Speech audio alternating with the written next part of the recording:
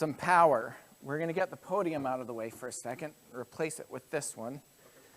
Sorry for the little bit of the disaster that's going to be taking place on the stage here.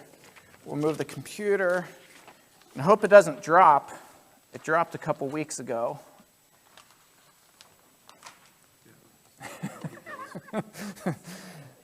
Let's put those anywhere. Well, we're going to go, I think maybe back in this corner. We'll just put that aside. That's good.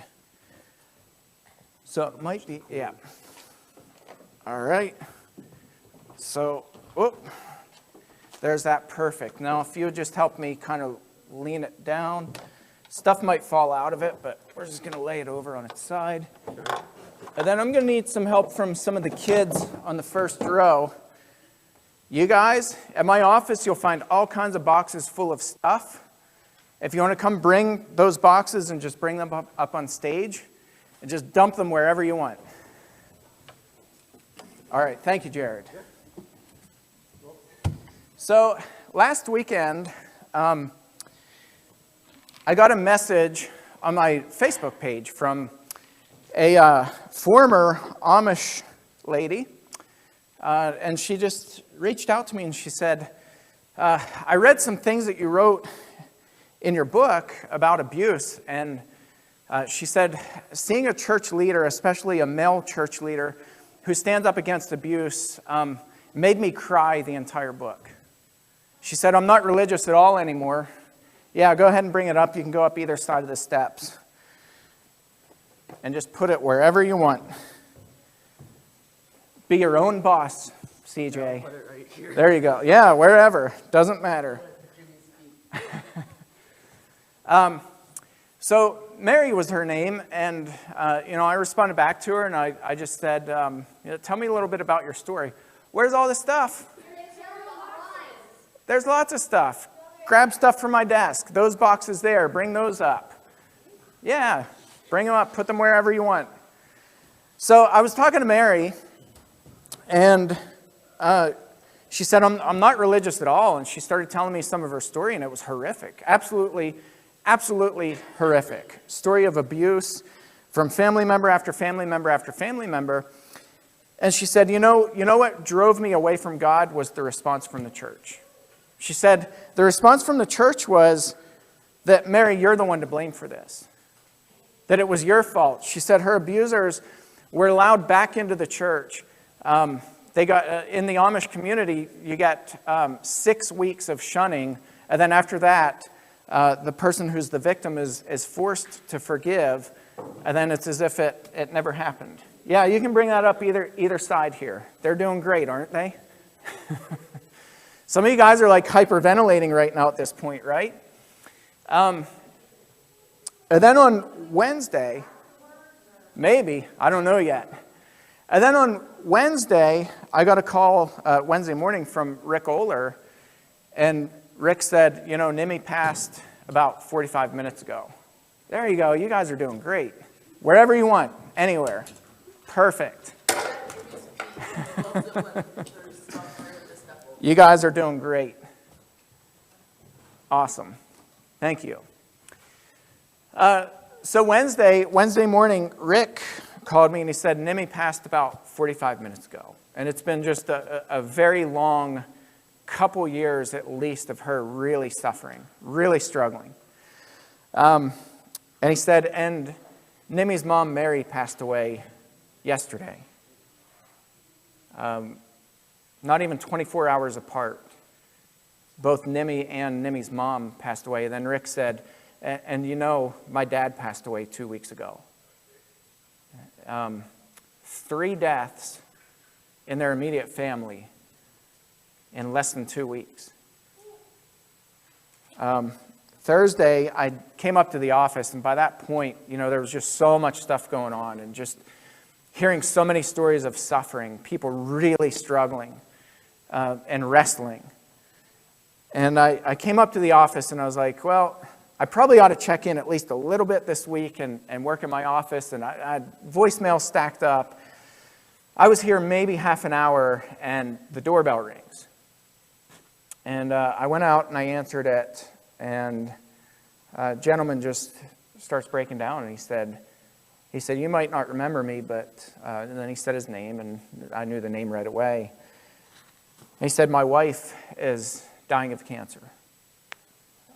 We just had an appointment at the office, the doctor's office, yesterday, which would have been Wednesday, the day Rick called me. And he said they give her no hope at this point.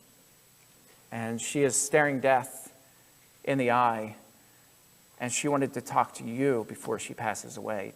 Tomorrow, I will sit down and walk a couple blocks from here and sit with her. And I've been texting back and forth, and she said, it's so challenging for me right now to be looking in the mirror and I see death staring back at me. And she said, I know my end is near, and I'm really struggling with that. The next day, Friday, I was minding my own business, and my phone rings. It was Cindy Witoski. She was distraught. She was crying, and she said, my ex-husband's house is fully engulfed right now. She said they have Somerset, Friedens, Listy, Rockwood Fire Departments are all here, and she said it's a total loss. She said this man has nothing left. And she said he was struggling so badly, the last thing that he needed was something like this. We are conditioned to believe that we need to present ourselves as put together, right? As like we have everything together, and if we don't, we need to go get counseling and figure out how to get it put together. The problem with that is that it doesn't match reality, right? Because on the inside, this is what our lives look like sometimes. Not all the time, but sometimes things happen that are beyond our control, and things get messed up, and we can't pick up fast enough. I could have tried, while the kids were bringing all this stuff up here, I could have tried to pick it up and bring stuff back to my office, but I guarantee as quickly as I brought stuff back, 10 more things would have stacked up here, right? There was a group of kids who were really good workers, who are really good at undoing things. And sometimes these things are beyond our control, and we're trying so hard to pick the pieces up, and we're trying to put things back together, and we're like, man, I got to keep it together for the sake of whatever, for the sake of my kids, for the sake of the church, for the sake of my family. I've got to keep things put together, and we're trying so hard to pick up after life, and life just keeps hurling things so fast that we can't possibly keep up with it. But we try. And then when it all falls apart and when it's all messy, we don't want people to see it, right? I saw the look on some of your faces as the kids were bringing this stuff up here. Some of you were like starting to hyperventilate. You're like, it's getting messy up there. It's getting a little crowded, right? We're conditioned to think that everything needs to be put together, or we're going to keep a distance from it. And so we try to pick up the pieces. We try really hard. We try to keep up with life. We try to manage all the problems that are going on with our life. We try to manage the fires and the deaths and the sickness and the hurt people and the sick people and the abused people and the people wrestling with whether they believe in God or not. And we try to manage all these things, and it just keeps falling apart. Our world keeps getting messed up, and that's called suffering.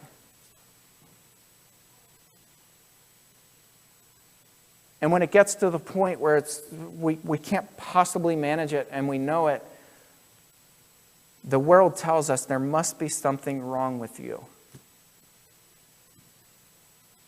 You've got to have more faith. Come on, get it together. You've got to forgive and move on. You've got to go seek counseling. Get it together, man. That's what we're telling people. If you can't do it, there are pills out there that will help you manage your feelings.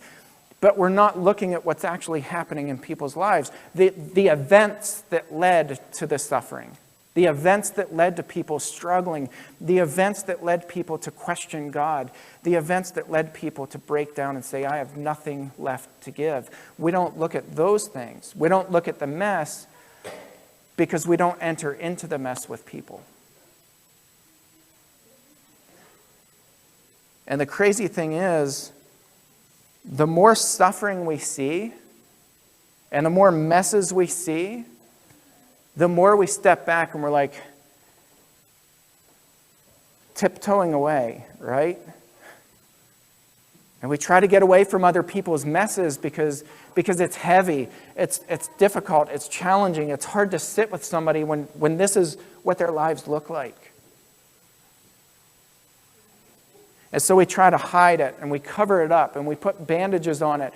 And we teach our kids from a young age that, when you go on social media, put these filters on and that take away blemishes. We're teaching our young kids the psychological damage that's happening right now to our young kids that says impression is everything, is damaging them significantly.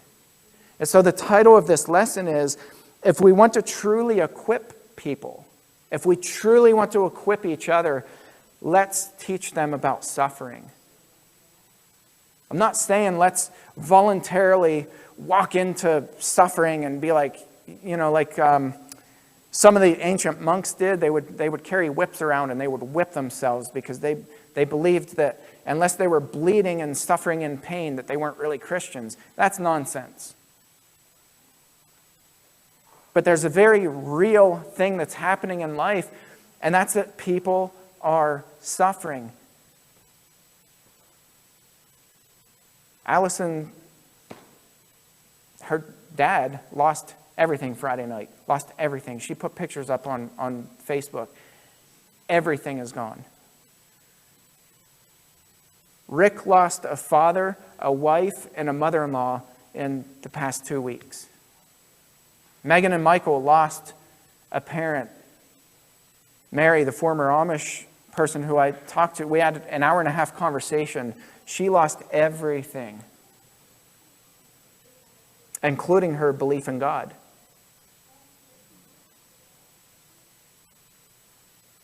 It was all taken away because they were told, you got to clean things up. You got to be more positive. You got to be happier. Well, there's a time and a place for that, and there certainly is, right? There are seasons for everything. Seasons for joy, seasons for sorrow. But it's when suffering's happening, if we shield our kids or we shield each other from suffering, we never teach people to enter into other people's messes. And so people suffer alone. I'm going to read a couple passages, and I think they're just so pivotal and so important. This is in Romans chapter 5. Paul says, not only that, but we rejoice in our sufferings. He's not saying that you rejoice because you're suffering. He says rejoice in your suffering. When this is going on, you still rejoice. You rejoice knowing that suffering produces endurance. And endurance produces character. And character produces hope. That's not the stuff you hear. You hear suffering. Man, if you're suffering, if you're chronically depressed, if you have chronic anxiety, if you have chronic panic attacks, man, you got to see a doctor and get put on meds, and you better go to counseling and get your crap together, right? That's the message we're telling people. Paul says almost the exact opposite. He says when you suffer, the idea is not to bandage this and put a blanket over it and pretend like it's not there.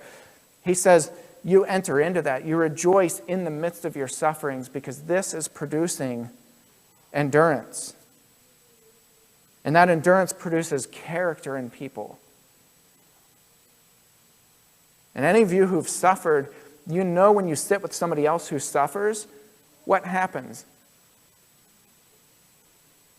There's this peace that washes over both of you. And you're like, I thought I was the only one. Or you'll hear things like, nobody has ever sat here and just listened. Yeah, because I've suffered before. And I know that sometimes there's just a time when you just got to sit. And you just got to be quiet. And you just got to sit with people in the middle of their mess. And not pretend like it's not there. You acknowledge it, but you just sit in that mess with people. And that endurance produces character, and character produces hope. Hey, I've been in this mess, and I'm now on the other side of that. That's that hope. You show people that this stuff doesn't matter. You don't have to clean it up. You don't have to try to keep up with picking things up. All you have to do is realize that you can eventually rise above that. And that you can start slowly at your own pace picking up the pieces and putting life back together again. And God will help you do that. Here's another passage, Ananias. He was told there's going to be this guy Saul who comes and you're going to teach him and you're going to baptize him. And he says, no. I've heard from many about this man, how much evil he's done to your saints at Jerusalem. And here he has authority from the chief priest to bind all who call on your name. But the Lord said to him, go, for he is a chosen instrument of mine to carry my name before the Gentiles and kings and the children of Israel. For I will show him how much he must suffer for the sake of my name. This is mild in comparison to what Paul's life was like. Paul was a walking disaster. There were so many things that came at him so fast, he couldn't possibly keep up with keeping that all cleaned up. Fortunately, he didn't pretend like he had it all together. How about this? What CJ read for us this morning. Isaiah 53, this is the messianic passage in Isaiah 53 talking about Jesus Christ. Who has believed what he has heard from us? And to whom has the arm of the Lord been revealed? For he grew up before him like a young plant, and like a root out of dry ground. He had no form or majesty that we should look at him, and no beauty that we should desire him. He was despised and rejected by men, a man of sorrows, acquainted with grief, and as one from whom men hide their faces. Do you ever feel like when this is what your life looks and feels like, that's when you need people the most? That's when you see the least amount of people show up. You ever notice that? When you suffer the most, that's when the least amount of people show up. Right? Jesus, a man of sorrows, acquainted with grief, and is one from whom men hide their faces. He was despised. You ever feel that way when you suffer? You're despised? What is wrong with you, man? Get it together. Come on, as a Christian, you ought to be happy.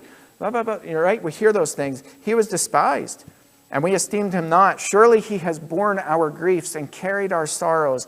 Yet we esteemed him stricken, smitten by God and afflicted. But he was pierced for our transgressions. He was crushed for our iniquities. Upon him was the chastisement that brought us peace. And with his wounds, we are healed. That's the beautiful thing about the hope. That's the beautiful thing about the gospel, is that God doesn't look at this stuff. He doesn't look down on this. He doesn't look at our lives and be like, well, boy, their soul's a wreck. You know, tisk, tisk, tisk. God doesn't do that. God says, my son, my only son whom I loved, this was his life. His life was full of sorrow. It was full of grief. It was full of heavy stuff. Jesus himself couldn't possibly keep up. He was stricken for our iniquities. He was despised and forsaken, and people hated him. They wanted him gone. But that's the hope. He suffered for us. And my hope is for all of us, is that we teach our kids that there is a suffering world, and that's okay. That we enter into the messes of other people, because then people feel comfortable calling you and saying, I call you because I trust you. I call you because I know you walked in a horrific amount of suffering. And I want to know how you do it. I want to know how you put one foot in front of the other and how you make it beyond that. How do you do it without being heavily medicated? How do you do it when people tell you that you're foolish and that you don't have enough faith and that you need to just forgive and move on, and you need to just be happy. How do you do it?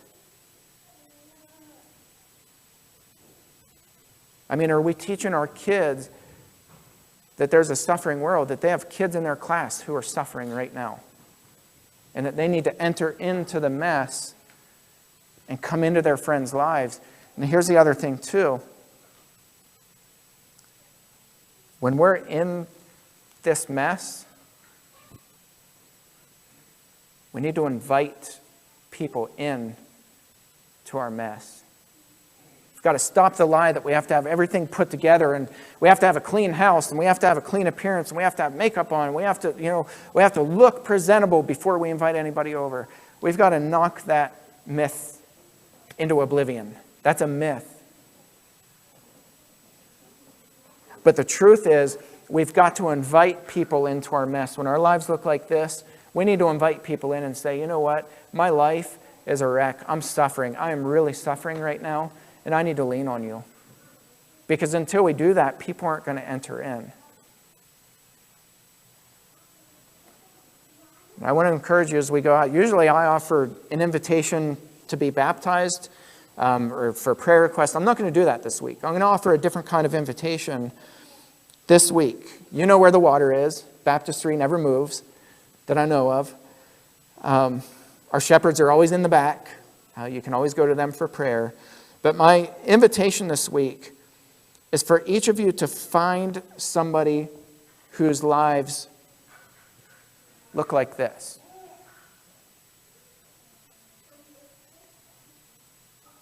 And I want you to walk right into that mess with them and just sit with them in that mess. Just be present. I'm not talking about fixing them. I'm not talking about giving them Bible verses to make them feel better. I'm talking about just sitting with them. Just walking in and saying, I see that you're struggling.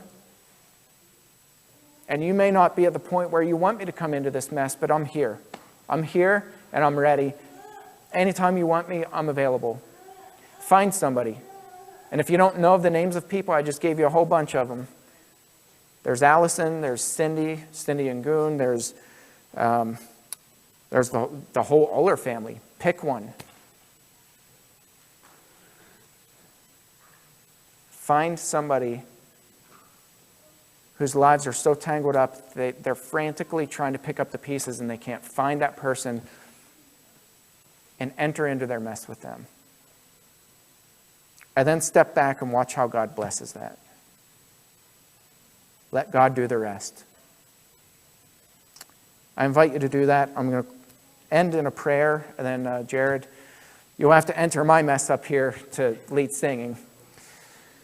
God, we come before you and just thank you so much. We thank you for loving us. We thank you for sending your Son, whose life was so full of grief and sorrow and suffering, yet he offered us hope. He offered us the ultimate hope, that he was sacrificed for our iniquities, for our sins, that we could be washed and wiped clean of all the horrific things that we've done in our life, so that we can be raised up new people. God, that is absolutely incredible, and we can never repay you, ever.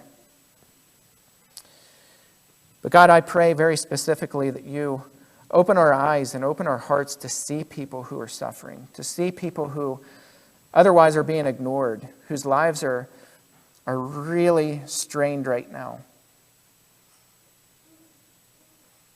That whatever the cause of their suffering, that you allow us to see that mess and to enter into it with them. To offer them hope, to offer them grace, to give them understanding, to let them lament, to let them cry, to let them question you. God, let us enter into the messes with other people. Give us courage, give us the desire to do it. Give us the heart to do it. God, we trust you to do the rest. I pray this in Jesus' name. Amen. Let's all stand and sing together.